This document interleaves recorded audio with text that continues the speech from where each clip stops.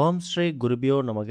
ஓம் ஸ்ரீ மகா பெரியவா சரணம். மே 23ஆம் தேதி நாளைய தினம் வளர்பிறை சஷ்டி விரதம், சனிக்கிழமையில் வரக்கூடிய சஷ்டி.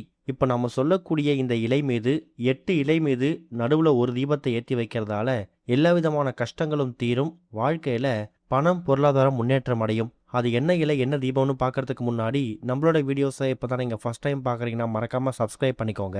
தொடர்ந்து இது மாதிரி அப்டேட் தெரிஞ்சுக்கிறதுக்கு பக்கத்து நோட்டிஃபிகேஷன் பெல்லை கிளிக் பண்ணி ஆல் அப்படிங்க செலக்ட் பண்ணிக்கோங்க.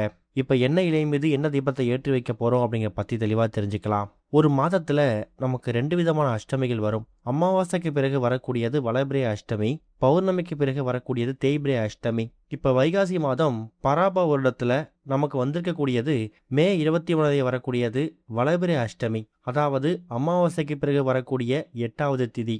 இந்த நாளில் நம்ம காலபைரவரை வணங்கும் போது எல்லா விதமான கஷ்டங்களும் தீரும். காலபைரவர் ஒரு காவல் தெய்வம், 8 திக்குகளுக்கும் காவல் தெய்வமாக இருக்கக்கூடியவர். நம்ம சிவாலயத்துக்கு போகும்போது எல்லா கடவுளையும் வணங்கிட்டு கடைசியாக கோவிலை விட்டு வெளில வரும்போது தான் பைரவரை வணங்குவோம். ஆனால் அந்த சிவாலயத்துக்கே காவல் தெய்வமாக இருக்கக்கூடியவர் காலபைரவர். வாழ்க்கையில் எதிரிகள் தொல்லை அதிகமாக இருக்குது, துரோகங்கள் நிறைய சந்திக்கிறீங்க, கூட இருக்கக்கூடியவங்களே குழி பறிக்கிறாங்க, எந்த நேரத்தில் என்ன விதமான ஆபத்து வருதுன்னே தெரியல. இது மாதிரி எந்த பிரச்சனையாக இருந்தாலும் சரி, அதுவும் கண்ணுக்கு தெரியாத பிரச்சனையாக இருந்தாலும் சரி, அது எல்லாத்துக்கும் தீர்வு கொடுக்கக்கூடியவர் இந்த ஒரு காலபைரவர். காலபைரவரை தேய்பிறை அஷ்டமி அன்னைக்கு தான் வழிபாடு செய்யணும் அப்படிங்கிறது கிடையாது. ஏன்னா கஷ்டங்கள் தேயணும், கடன் தேய்ந்து போகணும் அப்படின்னு நினைக்கிறவங்க தேய்பிறை அஷ்டமியில மிளகு தீபம் போடுறது, பூசணிக்காய் தீபம் போடுறதுன்னு சொல்லி ஒருத்தவங்க ஒரு வழிபாட்டில் பைரவரை வணங்குவாங்க. ஆனால் வளர்பிறை அஷ்டமி அன்னைக்கு நம்ம பைரவரை வணங்கும் போது நம்ம கிட்ட இருக்கக்கூடிய பேரு புகழ் பொன் பொருள் செல்வம் இது எல்லாமே வளர்ந்துக்கிட்டே போகும். அப்படிப்பட்ட அஷ்டமி மே 23ஆம் தேதி நமக்கு பகல் நேரத்தில் ஆரம்பிக்குது.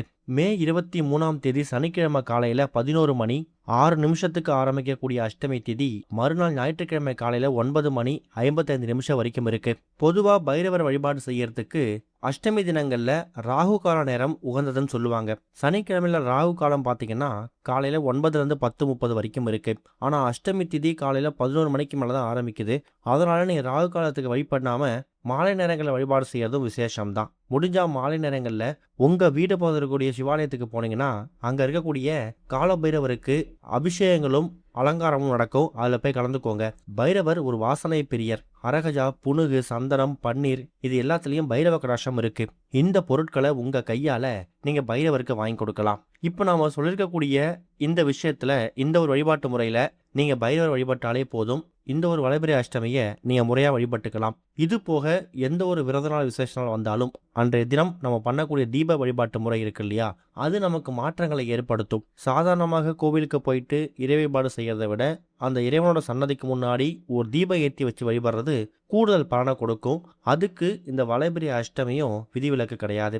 இப்போ நாம் சொல்லக்கூடிய இந்த இலைகளில் 8 எண்ணிக்கை எடுத்துக்கணும். அதுக்கு நடுவில் ஒரே ஒரு தீபம் போடணும். முடிஞ்சால் இந்த தீபத்தை உங்கள் வீட்டோட பூஜை அறையில் ஏற்றி வைக்கலாம். அப்படி பூஜை அறையில் ஏற்றுவதற்கு விருப்பம் இல்லைங்கிறவங்க சிவாலயத்துக்கு போயிட்டு அங்கே இருக்கக்கூடிய பைரவ சன்னதியில் ஏற்றி வைக்கலாம். முதல்ல அது என்ன இலை நீங்கள் தெரிஞ்சுக்கணும். செம்பருத்தி இலை. சிவ வடிவங்களை ஒன்றாக இருக்கக்கூடியவர் தான் காலபைரவர். அவருக்கு உகந்த பொருட்கள் நிறைய இருக்கு. அதில் அந்த சிவப்பு நிற மலர்கள், செவ்வரளி, செம்பருத்தி இது எல்லாமே காலபைரவருக்கு ரொம்ப உகந்தது. அதில் ஒரு முக்கியமானது இந்த ஒரு செம்பருத்தி இலை.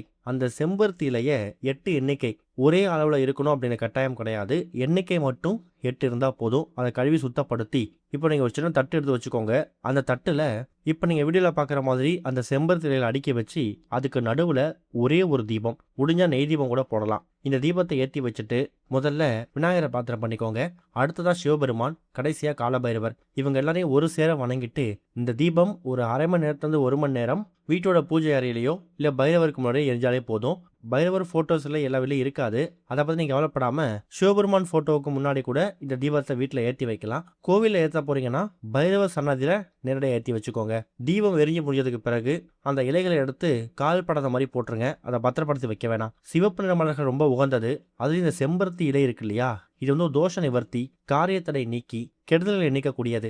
இப்படி பல மகத்துவம் வாய்ந்த இந்த செம்பருத்தி இலை மீது ஒரே ஒரு தீபத்தை ஏற்றும் போது அது பலவிதமான மாற்றங்களை ஏற்படுத்தும், கெடுதலை நீக்கும், நமக்கு வாழ்க்கையில் இருக்கக்கூடிய எல்லா விதமான வளங்களையும் பன்மடங்கு அதிகமாக்கும். நம்பிக்கையோட பண்ணுங்க, நல்லதே நடக்கும். ஓம் ஸ்ரீ குருபியோ நமக. ஓம் ஸ்ரீ மகா பெரியவா சரணம்.